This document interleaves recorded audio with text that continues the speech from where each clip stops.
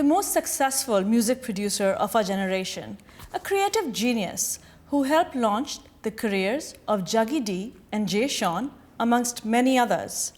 Our guest today is no other than our very own British homegrown talent, Richi Rich. Welcome to our show, Richi. Thank you very much. I just want to say I know that you have been so busy and we literally had to kind of bully you into doing this interview. Thank you for coming. We really appreciate it. Thank you. Now, Richi, I think really you need no introduction. Everybody knows your name in the music industry, and you're a big producer, done very well. However, you started at a very young age. I believe it was only you were 4 or 5 years old when you started your training in classical music. Mm-hmm. That's very young, isn't it? Yeah, it was. I mean, I grew up in a very musical family, you know, in South London, in Croydon. And my grandma, actually, she was, you know, very much into like Indian harmonium and tabla and rags. And, every Saturday night, you know, from when I was born, you know, when I could go to like, you know, my family parties and stuff, you know, all my uncles used to play guitar and bongos, and I just really got into music that way. And, you know, my grandma, you know, Daddy Mo started saying, look, you know, I'm going to teach you harmonium. And I started to learn harmonium from the age of 4. What's your earliest memory of music? Were you like 4? I think definitely living in Croydon. I remember my mum buying me a Casio keyboard, and I remember learning that and just trying to listen to songs. I know for a fact that when I was young, I could listen to music and replicate it on the keyboard. And sitting in Croydon, you know, with my grandma, and you know, she's teaching me, you know, rags and stuff, and me just kind of learning. You know. But do you feel it was your mother's initiative that that you were inclined towards music, or was that something that you were really interested in as a child? No, I think it was. I mean, you know, I don't think a parent can force a child, you know, to kind of do what they want them to do. It was because I really loved music. You know, I used to listen to music all the time. I used to bang on the tables, and I think if I remember, the reason why my mother probably bought me a keyboard is because I was probably playing my cousin's keyboard or something like that, you know. And then she realised that this is what I want to do, and I think for especially an only child, it's a good way of keeping your child out of mischief. Your mother was a single mom, and she raised you on her own. Did you feel the absence of a father growing up, or do you think she made up for it? Oh yeah, no, definitely. She was, you know, she was my mum and, you know, and my dad in that sense, because I think it's a same thing as people say, oh, do you miss not having a brother or sister? But if you don't know, then you don't know what it feels like, you know. So you know, for me, you know, I loved, you know, kind of being an only child because I had my own space, you know, I had my own, you know, I was in my room and I was actually in my own world, you know, and for the fact you got all the attention. I got all the attention. I think, obviously, if it's just me and mum, it's a case of like, you know, she would give me, not like being spoiled, but, you know, if she thought this is what I needed, then I would have that. I never, till this day, have ever, you know, thought, oh, you know, I didn't get this or I didn't get that. Were you guys very close? Yeah, we still are. Amazing close, yeah. And she must be very proud of you. Yeah, I think so. Now, when you were doing your classical training, you trained for 10 years. That's a long time. Yes. You were very persistent. Yes. When my mum... Or rather, I should say the word disciplined. I think disciplined is probably the right way, because when my mum and dad got divorced, I moved from South London to West London. How old were you then? I was 6 then. And I enrolled in Khalsa College, which was, you know, I don't know why my mum enrolled me in Khalsa College, but, you know, she wanted me to learn to speak Punjabi properly. And what's Khalsa College? Khalsa is like, obviously, you know, part of the Sikh religion. It's, you know, it's the founding body of how Sikhism was started, through the Khalsa. So Khalsa College was set up in Harrow, and you could go there on Saturdays and you could learn to write Punjabi, read it, religious studies, and there was a music section as well, where you could learn, you know, music. You could learn harmonium, tabla, and I used to go there, and a teacher from India called Neera Markandi was teaching. Yes. And, you know, obviously I used to go there every Saturday, but she really took a liking to me because I think, you know, I was picking up things really quick. and she was like, you need private, tuition. So I started to have private tuition like 3-4 times a week. So how did you venture into music producing? Okay, well, like I said, I moved into Harrow, and it was an amazing kind of time for me because I discovered about music composition. The Casio keyboards that were out at that time, you could sequence. People who know about music will know that you could make beats and you could make chords and you could, you could construct like a 4-bar loop of just music, and this was amazing. I was like 12 years old. I was like, wow, this is amazing, And at the time there was a record come out called Aja Re Aja, and it was really different, by the Jets Orchestra. And I remember going to Southall with my mum and picking the vinyl up and saying, who did this? And I turned it over, and it was produced in Harrow in this recording studio by this guy called Pankaj. And I phoned him up and I said, can I drop a demo to you? And at that time I was in school, and one of my friends, Dharmash, he was basically, he wanted to sing. So I said, look, just sing Ye Dosti, and we'll record it on this 4-track I had, and I'll just do music, and we'll just put a demo down on cassette. And I remember walking down to Pankaj's studio and giving him that cassette, and literally 24 hours later, he's saying, look, I want you to come and work with me. How old were you?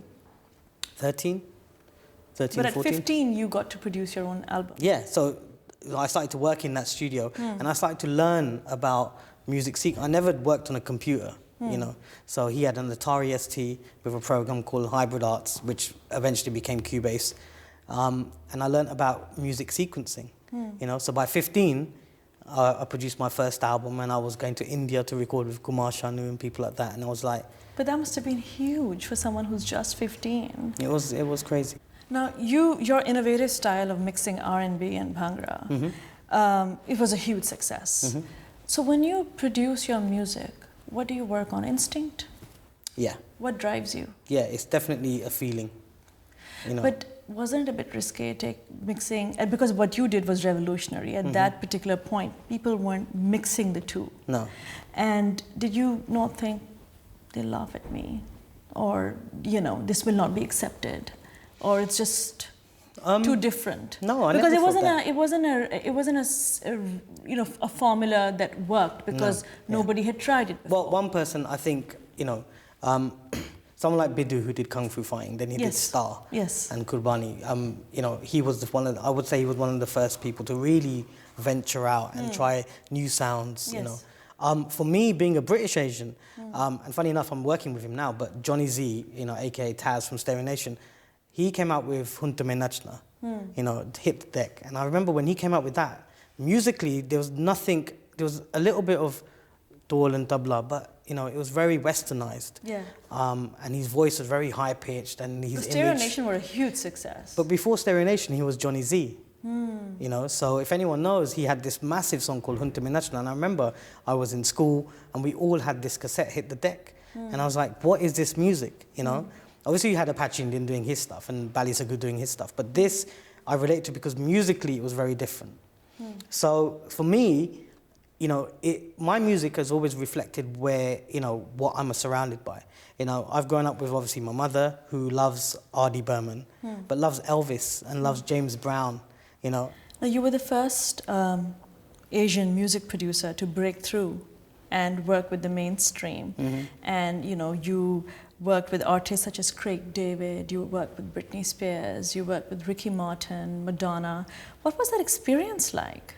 It's weird because only now I can look back at it and say, wow, that was pretty cool. They're huge stars. Were you intimidated at all? No, because it would be different if you're working with someone and they said, okay, show me what you can do. I want to put you to the test. They're like, all these artists you mentioned... You were relatively very young at that point. Yes, but all these artists you mentioned, they came to me and they said, we want what you're doing.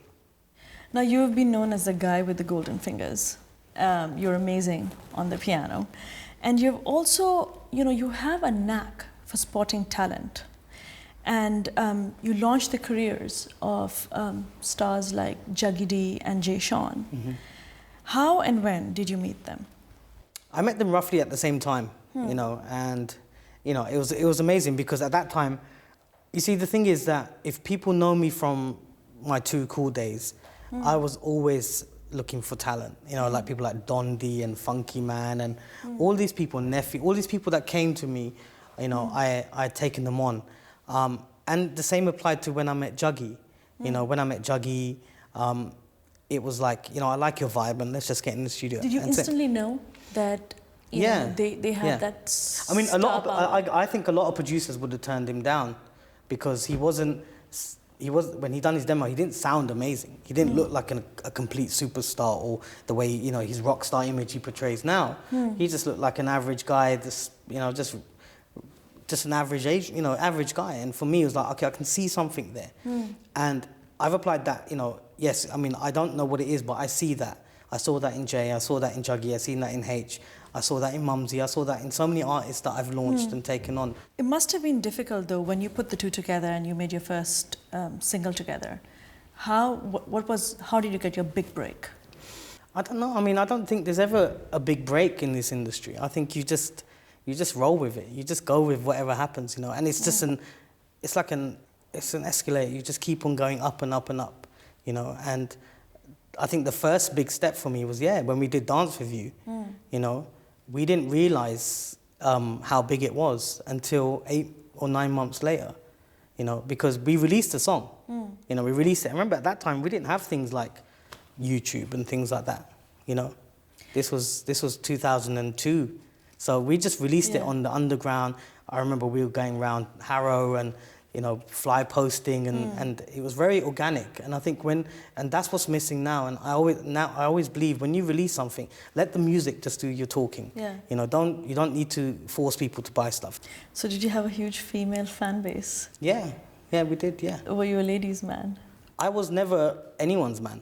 Really? Do you know what I mean? I was music man. And but that's who the was truth. the most popular amongst Jay was the definitely, I think Jay and Juggy were definitely, you know, the most popular. And I did kind of, obviously for me, I was like, okay, this is great, but, you know, I'm here as well, do you know what I mean? I'm done the music, but I kind of realized, you know what?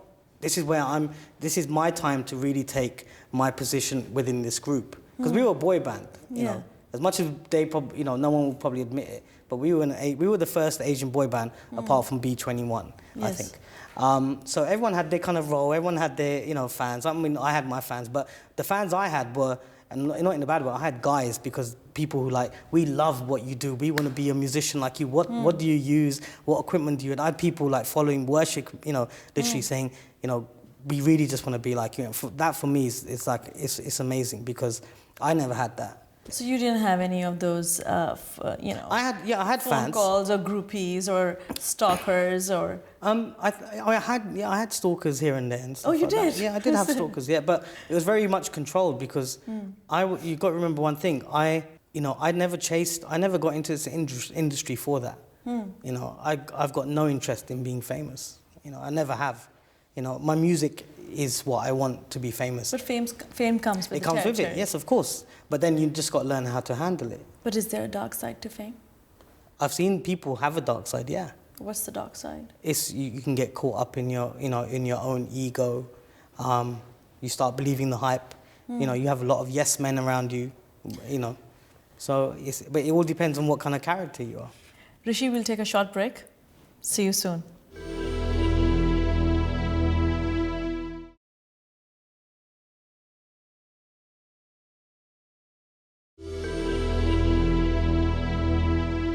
Welcome back. We'll continue our conversation with Richi Rich. Now, your music was featured on Top of the Pops and CD UK, and you also produced the title track for the Indian movie, for a very popular Indian movie, Hum Tum. From mainstream to Bollywood, was it difficult cracking these two markets? I guess it was, a lot of people played a part in that, in the sense where musically there was no difference to what I was doing. You know, so it was a case of, it was just being at the right place and, you know, getting the attention of people like Yash Raj from what we'd been doing. What was your experience like working on Hum Tum? It was no difference to working on a track for, you know, but we did, that's the thing, my experience, it was the same. I loved making music. I loved making Hum Tum, you know, the track, as much as I loved working. But it's a different kind of music. No, not really. Because, you know, Tum and Dance Review have got the same kind of groove, you know, there's English, there's Punjabi, it's got the same kind of, you know, it's not, I wouldn't say, it's not Bollywood, it's just, it's got my sound. So it's a case of like, you know, it's the same formula, you know, and the same experience I had making both records. Why did you later part with your record label, 2.9? I think it was a case of like, you know, you come to a situation where, you know, you can only do so much with people that you work with, especially when they hold their hand up and say, you know what, we've taken you now as far as we can. Now it's about time, you know, and you know, for you to do your own thing. And I've always wanted to set up my own production company. Hence, I set up Richi Rich Productions. So that was the reason why. What was the idea behind Richi Rich Productions? You know, for me, Richi Rich Productions was just a thing where I wanted to do. You know, by that time I was established. You know, I've got a brand. You know, it's very hard to build a brand name. I think in this, you know, in any industry, any field. Once you've built up your brand name, it's a great thing to have a brand. One. So for me, it's like, okay, well, I'm just gonna just venture out now and, you know, see how it is signing artists. I didn't know what I was doing. I'm going to sign H-Dami. I'm going to do the videos for him. I'm going to style him. I'm going to... But you like nurturing new talent. I love nurturing that, but I had a team. But this way, it was just me and, you know, my business partner at the time. And then I thought, you know what? I'm going to sign a Bengali artist. Because, you know, I remember, you know, being at Basaki Mela, and I remember all these artists. And I remember there's so much talent. And they are part of our industry, you know. You know, they are part of it, and I wanted to take a Bengali artist and, you know, and really kind of exploit him or her singing in Bengali and mixing it with R&B, and that's what I did with Mumsy. So Rishi, one thing I've discovered, A, during the interview, and B, while I was researching you, you're quite a private guy. Why is that? I think I'm not private in the sense like amongst my family and friends. It's very black and white with you. There's no grey. No, I think it's a case of like I love music, but it's my job. You know, it's what I love doing. It's my work, and I do music because of music. I don't do it for any other reason. But you haven't given many interviews. Why is that? For being one of the most well-known Asian music producers in the UK, to not have given that many interviews. I get asked to do a lot of interviews, but I think. I don't know. I guess I let my music talk. You know, I kind of like to be behind the scenes. You know, it's a question. I don't know really why. I mean, I think I just love being in the studio, and I love having my life. Are you shy? Yeah, I think I used to be shy when I was young, but hence this interview's been great because really we've talked Please about tell. we've talked about things which matter to me. You know, which I can explain about, I can talk about.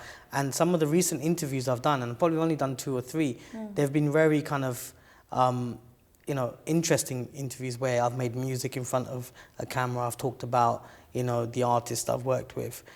For me, an interview should be, about, what you do and your opinion. I believe it's just people are intrigued to find out who the man is behind the music producer. So who is that guy? What makes you tick? I don't know. I think my life, everything that I do, everything I produce and everything I make is, represents my life. I think, represents how I'm feeling. Describe yourself in 3 words. I'll use layman terms. Oh, no. Loving, definitely. Focused and, humble. So loving, focused and humble. But then if you're humble, you wouldn't say you're humble, so I don't know. Just me, just everything's a vibe, everything's just got to be positive, and positive, definitely, You recently got married. Yes. How did you meet your wife? Well, Marina, we met last year, but I've known her since we were, since we were children. So why did you wait so long? I don't know.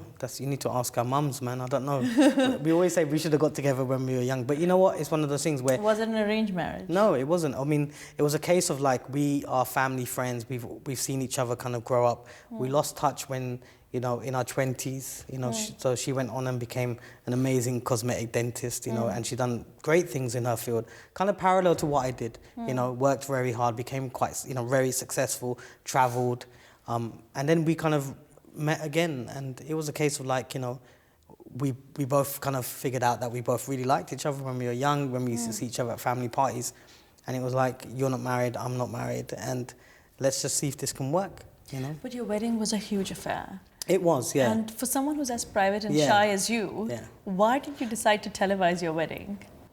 One, I wanted to show off my beautiful wife. Okay. I think, secondly, I think for me it was a case of I actually did change, just before I, met Marina and got married, my life took a bit of a turn in a sense where I had a lot of health issues. I went to America and I just stayed there for a little while and I came back and I really changed everything around me, the people around me. I changed, even my image changed because I was put on, I was put on stroke alert, Really? in 2010, yeah. And, it was because of my lifestyle, because I was single and I was partying and I was working and it was just crazy. It was crazy. So it was a case of like, okay, I'm just going to switch off. I'm going to stop doing what I'm doing. I'm going to go to America and I'm just going to live there for a bit. So, and then I came back, and when I got back, I think I became like, you know what?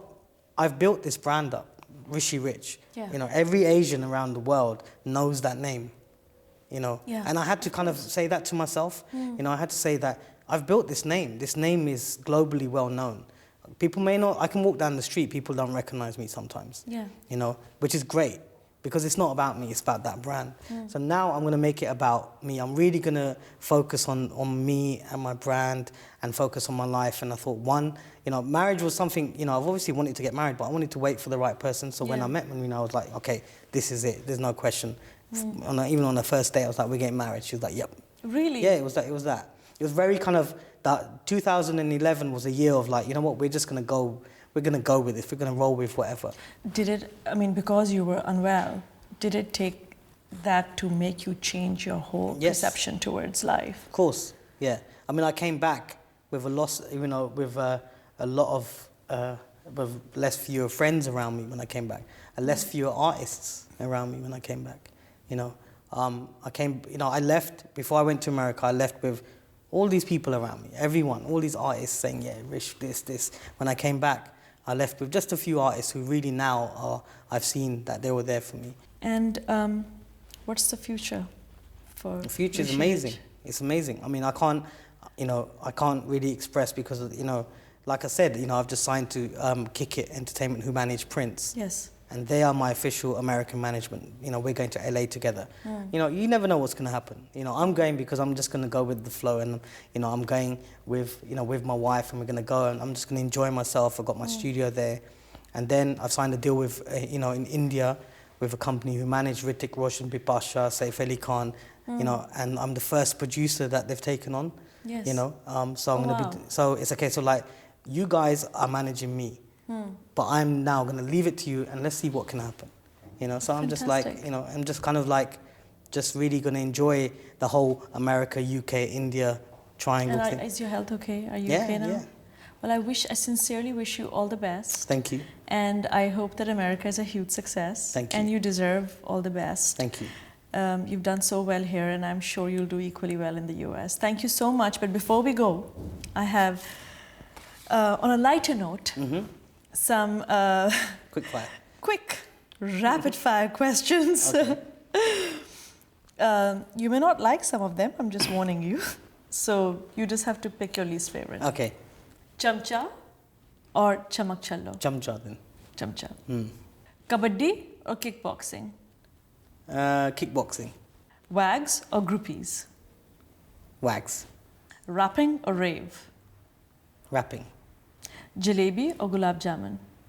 Jalebi. Lips or hips? Bits. Lips or hips? Lips. Lips. Divya Balan or Priyanka Chopra? Divya. Double D or natural? Natural. Puppies or juppies? Jappies. Jay Sean or Bali Sagoo? Jay. Thank you so much. Thank you. It's such a joy interviewing you. I'm so Thank glad you you. could come today. Thank you very much. Thank you so Thank you. much. Did you always aspire to be as successful as you are today? No, actually, I really didn't. I hope we're past all of that. I hope we're past that as women in the workplace, that we don't have to be nasty, witchy people. If you think about it, you'll go bonkers, so you try not to think about it. You just take every day as it comes.